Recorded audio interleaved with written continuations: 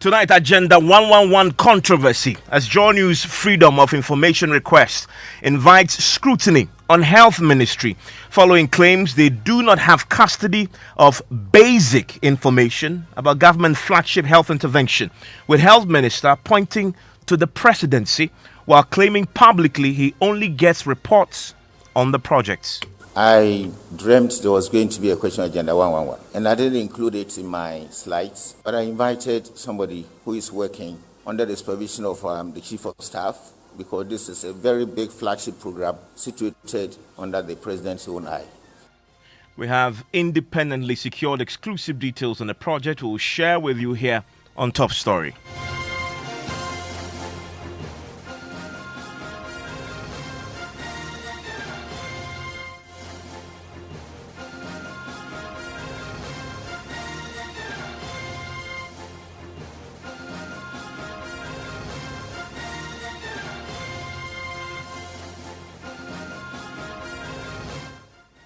This is Top Story with Evans Mensah. And Top Story is always brought to you by Vodafone and Prime Insurance. Tonight, government flagship health sector intervention, Agenda 111, is back in the spotlight as fresh questions emerge about the Health Ministry's role in implementing that policy. It follows a Joy News Freedom of Information request to the Health Ministry. The ministry, in its response, claimed it did not have custody of basic information about the project, including which specific districts will host the hospitals. Agenda 111 is a government flagship policy that will see the construction of 101 hospitals across districts and regions in the country. And it has been a subject of controversy, first triggered by the minority in Parliament when they called for a special audit and a parliamentary probe into the spending that has so far been done on it. They had alleged that the presidency has usurped the Ministry of Health's authority in controlling the project. We have seen that the party, the New Patriotic Party, held a press conference to categorically deny those claims. Joy News made a Freedom of Information request to the Health Ministry seeking clarity on 5 key questions, and we got a response back that is now raising further questions. And we've been doing some independent digging on the back of the question that we asked and the response that we received. My colleague, head of the research desk, Raymond Akwa, is in the studio with what we are learning on the back of the response we got from the Health Ministry. Raymond, we asked 5 questions. We'll go to the questions shortly. Yes. But if you may, what can you read for us categorically, word for word, what the Ministry of Health's response was? It was a brief sentence. Certainly, it's dated 21st of March 2022, and it says RTR response. This is about your letter dated February 11, 2022 on the subject request for information about government's Agenda 111 projects. Per our records, we do not have the information in our custody. Thank you. Kwabena Boadu Oku Afari is chief director, and he indicated that this is for the minister. Okay. And it copies the Honorable Minister of Health, the Honorable Deputy Ministers of Health, the Information Officer of the Ministry of Health, and also the RTI Commission. Okay, so this is important. The fact that the chief director himself did this, and he said on the letter that he's doing it for the minister. He didn't only do it for him, he copies him in his response to us. So let's get to the questions that we asked. They don't have requests, they don't have custody of information. The first question we asked is, one, we wanted copies of the policy and policies underpinning the project.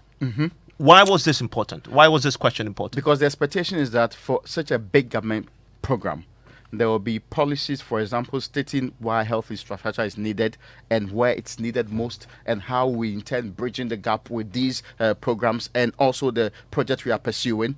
Then these policies will culminate into telling us that within the next 4 or 5 years, the plan is to make sure that by building these facilities, they will help us deal with this specific program or that health problem, so that we bridge the gap of health, not only health infrastructure, and also make it accessible to virtually everybody in every corner that we want to find them. So these are the things that ideally would have informed, let's say, a cabinet memo or every single decision around this project.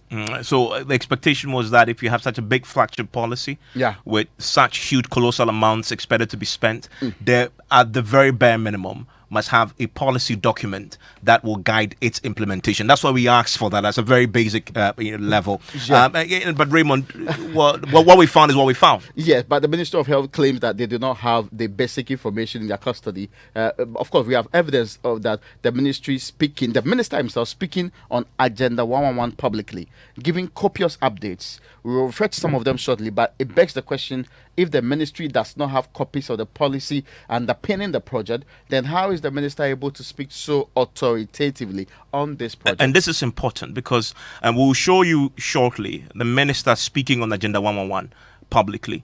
And the question you're asking is a fundamental question. If they don't have custody of a policy underpinning it, what informed that authoritativeness to which he approaches it? So that's the first question, copies. Second question is detailed project. We want a detailed project proposal, including feasibility studies and funding sources. Obviously, we had assumed that if government was going to undertake construction of 101 hospitals, there definitely must have been some feasibility studies to inform this. They definitely must have identified some funding sources that they intend using. To use for whether this. Any of them has been secured. True. And of course, we have come from a certain background. Of course, here too, the ministry says they do not have the information in their custody. I mean, you have to question the sincerity of this particular response to our RTR request, especially when on the website of the ministry you find a story there that quotes a briefing by the Information Ministry, which reads in part that government has secured $100 million as some startup fund through the Ghana Investment Infrastructure Fund for the commencement of works on Agenda 111 district, specialized and regional hospitals across the country. So whilst the website of the same ministry is giving some information on this, the reason why we thought there was more and could actually get more from them, the ministry says we cannot give you this because it's not in our custody. Yeah, I mean, that raises very interesting questions indeed. So at the very, very, very minimum, the ministry is aware that at least a startup fund of 100 million has been secured. That's true. The question to ask is, what we asked was the funding source. So what if you acknowledge that 100 million had come, where is it coming from? Where is it coming from? Are we going to get more from them? Yes. Is that all that we're getting from them? And is there any other additional source that we are looking at going forward? Anyway. And this is it on their own website, and yet they tell us they don't have custody of this information. Okay. The third question we asked is list of all districts where projects will be cited. And for me, really, this is the most basic of all the questions. Yeah. Because the whole idea of Agenda 111, it's called Agenda 111 to narrow it down to which districts it will be. So 101 districts to balance the equation between the district that already have hospitals and those that do not. So the question then remains, tell us where. Where are you going to build the infrastructure? And I thought that is the most basic of all of the questions. Just simply telling us it's going to be in Raymond's hometown. It's going to be in Kokomimle. It's going to be in Adenta. I thought that is pretty simple. But there again, and the interesting what are we finding? You do recall that when it was launched in Treda in the Ashanti region, that particular place was one of the places that we knew for sure, because it was mentioned, was one of the places that we were going to get this project. But I mean, of course, they told us clearly that they couldn't tell us that information too. But we know there are 216 districts in Ghana. It's called Agenda 111 because government proposed to build 101 district. In all of these districts, a single hospital. We also know that government has actually mentioned some of the areas in times past. Here too, the health ministry claim not to have any information in their custody on this. In fact, we find this curious because just in January 2022, the minister was on GTV and provided the following details. In fact, he told the GTV that out of the 101 district hospitals, 55 sites are progressing. 46 have various challenges and still, I mean, a little bit of work needs will to be held back a little. And this is a direct quote. This is a direct directly quote from him. From him. And he considers that suddenly if the minister knew that 55 sites are progressing. I mean, this is a question that we need to ask. Yes. If he knew that, and he told GTV that, if he knew that 55 sites are progressing, then he must certainly tell or certainly know where these sites are. And to be fair, he could have just provided the 55 sites or that he knew about to us. Yeah. I mean, and tell us that we are looking for the rest of the areas in places that we can't find land, so we can actually look for them later on. Yeah, I mean, it's this simple. is information. You told or you- between the time he spoke in this interview There may and now, have been they an might have update. secured additional sites which he could have actually provided along the line. He was copied in a response to us that they don't have the information in custody. Yes, first. In But fact, the response suggests that this is for the minister. for the minister, in fact, he don't suggest, it states on the face of the Yeah. the response to us. And yet the minister just in January was telling GTV in an interview that 55 sites are progressing. If you knew 55 sites, you must certainly then have an idea where these sites are, because the question to ask is, if you didn't know where if you don't have that information in your custody, how did you come to the conclusion that there were 55 sites? Now, again, in that same interview, right, he says a few other things, that in some districts, and this is quote to quote, in some districts, we do not even have the land yet. In places in the cities like Accra, the whole place is littered and you don't know where to put your facility. End of quote. This is a minister again. So he's actually talking about in some districts.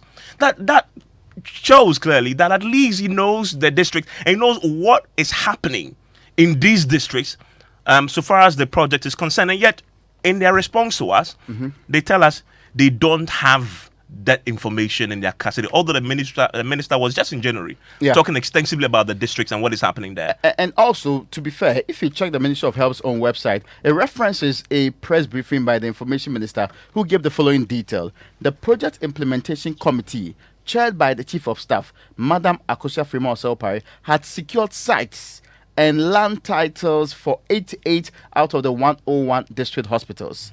So our RTR question is very relevant here, which is, so which districts exactly are hosting these sites the Information Minister talks about?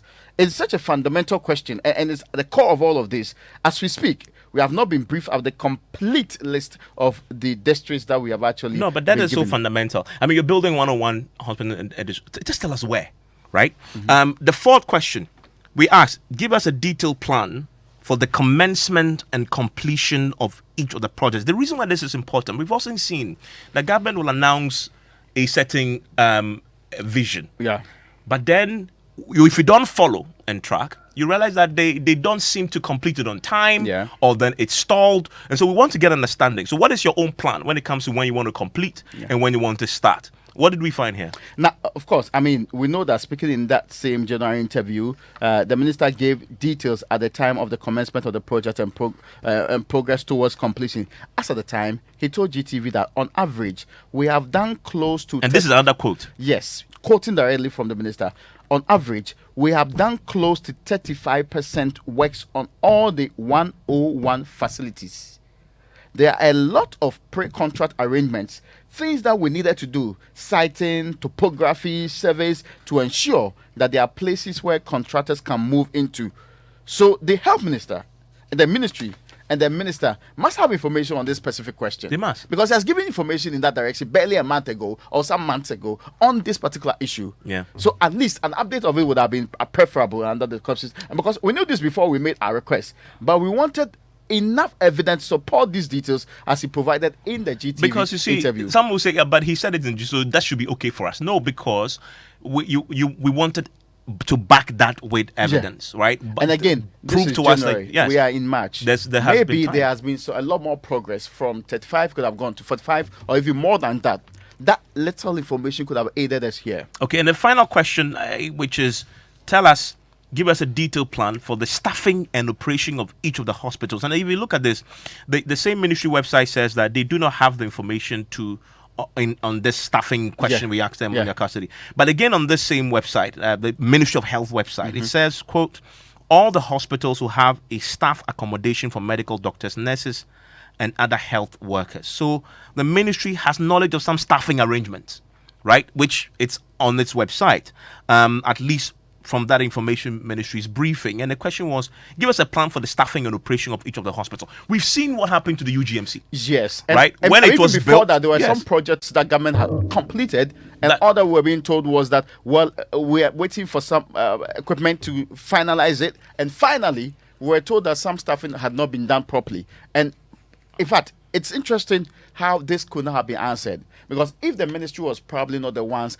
building these projects and all of that, in effect, the health workers who are working in the health sector, it belongs to the GHS. The Ghana Health Services under the Ministry of Health anyway. Certainly would have been projecting into the future how many we would require for these new hospitals and what will be the cost in recruiting, engaging them, and whether we needed to recruit more now to meet the incoming demand in the future. Raymond, the big question now is, if these basic questions and information about the construction of 101 district hospitals is not in the custody of the health ministry, as it told us, then where is it? Okay, so to be fair, I mean, the Minister of Health himself suggested an answer in February. It appears that the information is with the presidency and certainly the chief of staff. I mean, as is being said, you can listen to the minister who, when he last spoke about this, asked about the agenda. When he was asked about this agenda 111 at a press briefing, this is what he said. I dreamt there was going to be a question agenda 111. And I didn't include it in my slides, but I invited somebody who is working under the supervision of the chief of staff, because this is a very big flagship program situated under the president's own eye. And a small group had been formed, Health Infrastructure Group. The coordinator is here, and I think I want him to brief you on what is happening there. They give me reports, and we collaborate with them. So I can tell you what it is, but it's good to come from his own mouth. So that's a minister. But this was just in February. He was asked a question about Agenda 111. He says, well, I mean, he brings somebody because he didn't add it to his slides, but brought in somebody who works under direct supervision of the chief of staff and under the auspices of the president. But then he goes on to say that he could actually provide information, but he gets reports from this committee, technical committee, and he collaborates. The health ministry collaborates with this committee.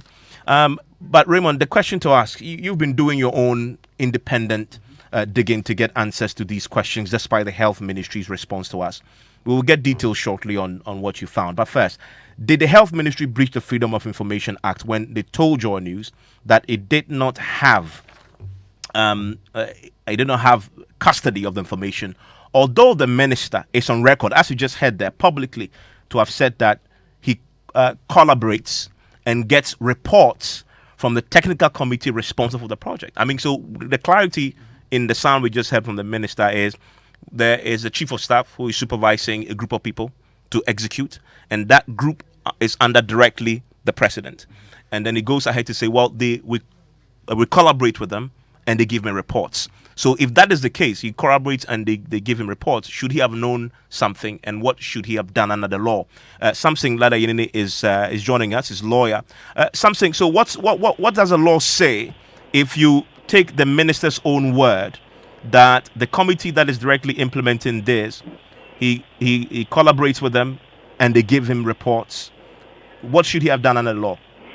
First of all, who signed the response to the request? The chief director for the minister. Okay, so that's wrong. It ought to be dealt with by the information officer. There's a person designated as the information officer, and as far as I know, the information ministry has recruited a good number of them, in the hundreds. Some of them, a good number of them, have received very good training, and also with the help of the progressive and the blessed RTI commission that we have had, a commission that is showing a lot of promise that it is with the people and will be faithful to the RTI law itself. When you get an application as an information officer, of course they will work with the officers within the institution, but they are supposed to work with a certain independent mind. Because if you work with the people at the top, and then the request is refused, and an internal review is being sought, it is the one at the top, the head of the institution, that will do the internal review. And so you don't have to, at the start, treat it that way. The law says when you have received a request and you are unable to deal with that request on a number of grounds, that you do not have custody or what the law calls control of the particular piece of information that is being sought, you have a responsibility to do a number of things. You must do what is called a reference or a referral of the application to an institution that you have knowledge of, has custody of that information, or the information is not in your custody, but the other information, that the other institution that is closely, related, who has a closer relationship with that information. You may have it in your custody, but you are not the one supposed to deal with it. Then you are supposed to make a reference to that institution that will deal with that application. So the law says once you receive the application or the request, within 2 days, you have to inform, do this particular process. And then also, if you are doing the reference to this institution that has the information, that is, you must first do a certain check. That is, if you don't know that it is this institution that has it, or it is that other institution that has it, then the law says you must do a few things.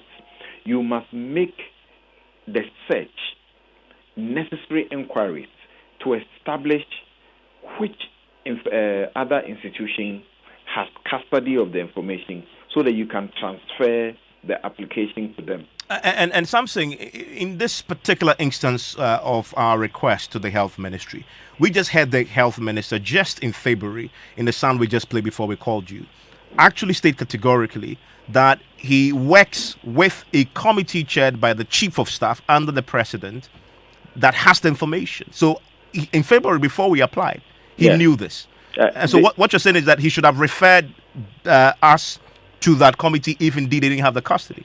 Even without that, it is a given, it is taken for granted that the nature of the information source, the institution at which you directed your request, ought to, in the least, ought to have knowledge of where you can procure that information, and then should have done the referral or done the transfer to the institution.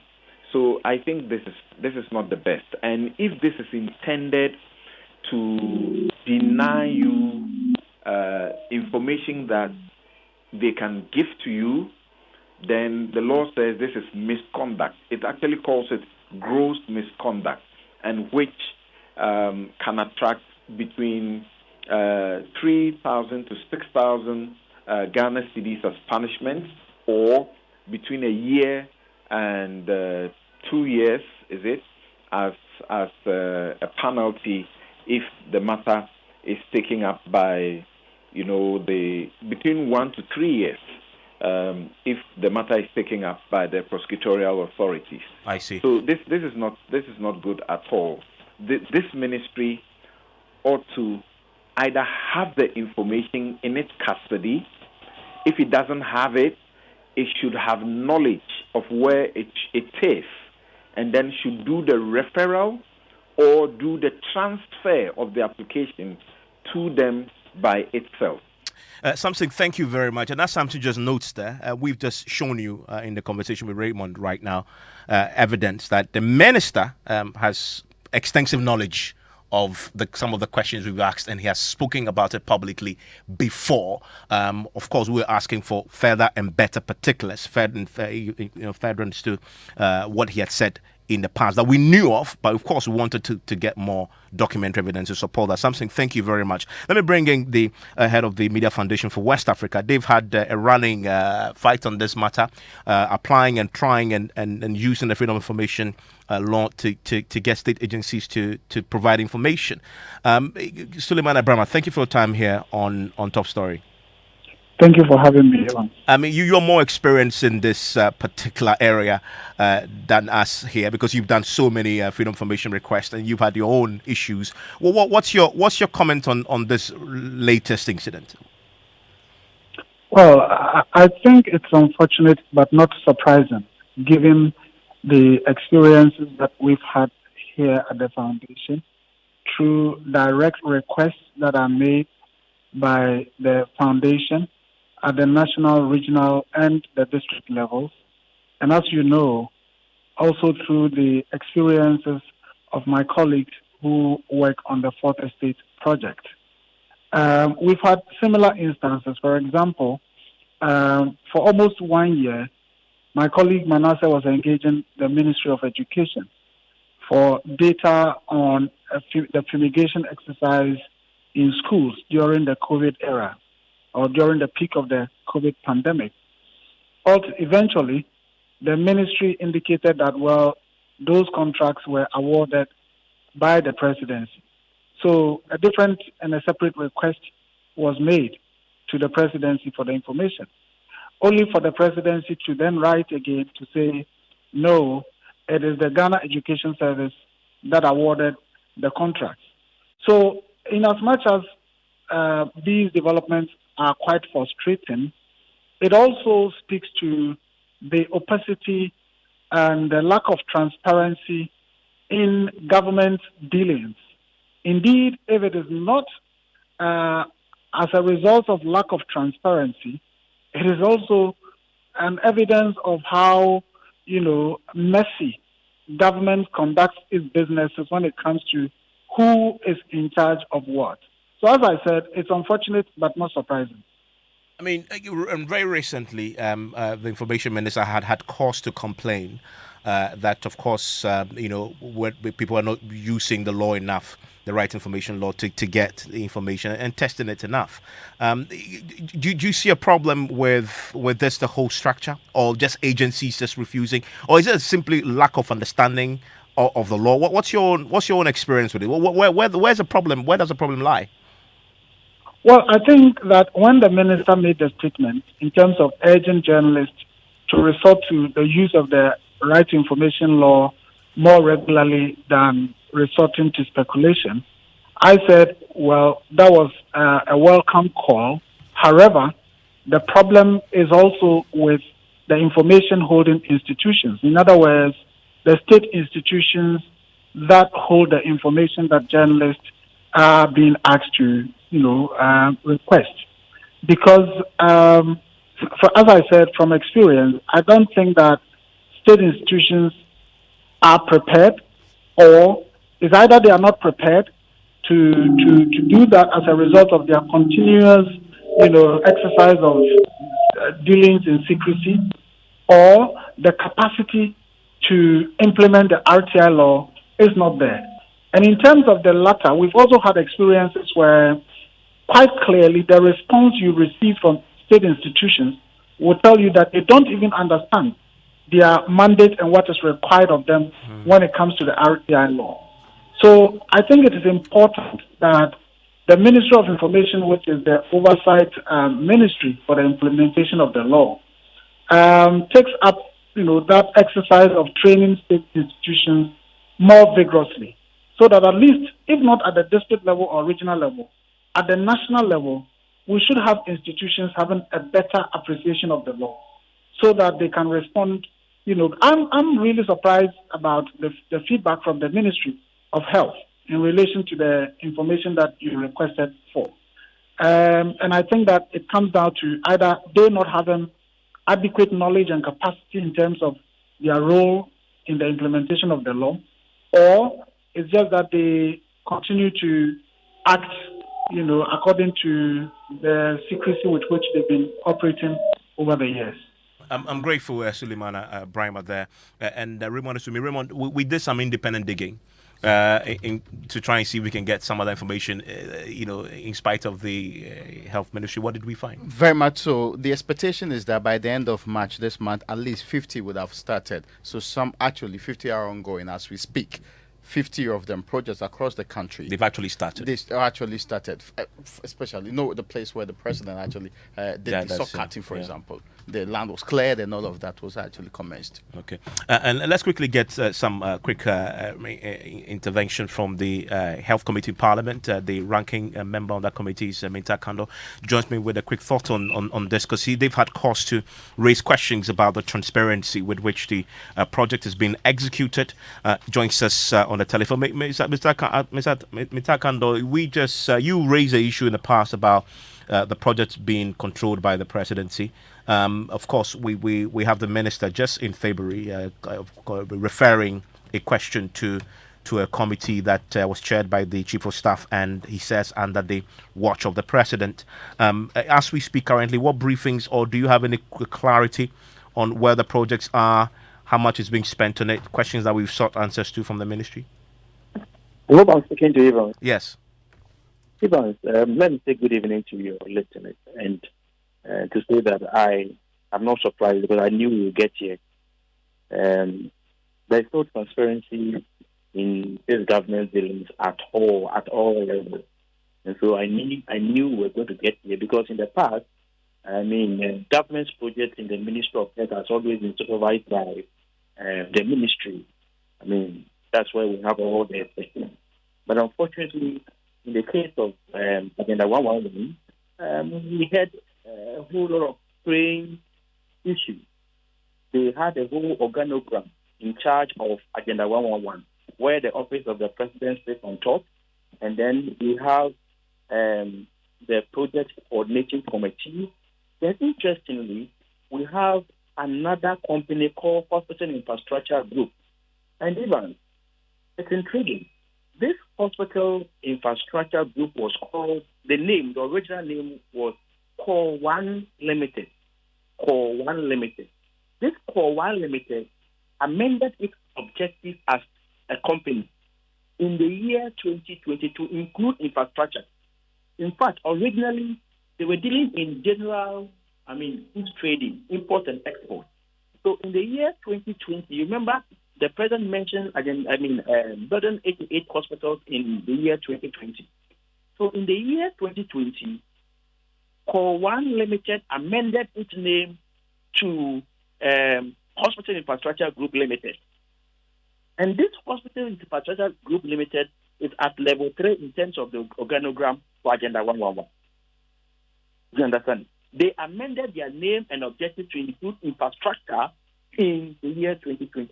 And all of a sudden, they now have the expertise to handle 111 hospital government projects. So there is no transparency whatsoever. Let me ask you, I know you tried to get a parliamentary probe into this. Has that been abandoned? It's not been abandoned because, you see, we are also facing the same challenges as you are facing. Yes, we requested for some information. They've submitted some. As I speak to you, so today I was just going through the letter you wrote to the ministry. I think that almost all the issues you raised in your letter are the issues you raised at the committee level, and therefore they must get back to us to respond to all these ones. So it's milky. It's just opaque. And I don't know why they are trying to. You don't even know the procurement method they are using. Nobody knows about what is going on. In the initial stages, Dr. Upon Kroma, if you recall, Dr. Upon Kroma, the minister responsible for information, indicated that no contractor was going to be given mobilization and that contractors will be paid based on certificate they raised. I recall very well, a day to the, breaking grounds for the Agenda 111. Now, they turn round and then submit to us that they have paid some contractors mobilization. Before us, they say they need about 5 billion Ghana cedis in the year, 2022. If you go to the budget, they had only allocated 518 million Ghana cedis. Okay, they told us they were going to finish this project between 12 months to 18 months. How many months have we gone so far? Yeah, and that's one of the questions we asked about the completion and commencement. I'm grateful, Minta Kando, for your intervention on this. What do you make of the Agenda 111 hospitals and the questions we attempted to ask the Health Ministry in the Right Information request? Send me your thoughts on this. Still ahead here on Newsnight. It's official. Accra Psychiatric Hospital to be downsized by more than 50% in the redevelopment project that will see the construction of private suites on the same land occupied by the 118-year-old facility. The facility is being downsized from 600 bed capacity to a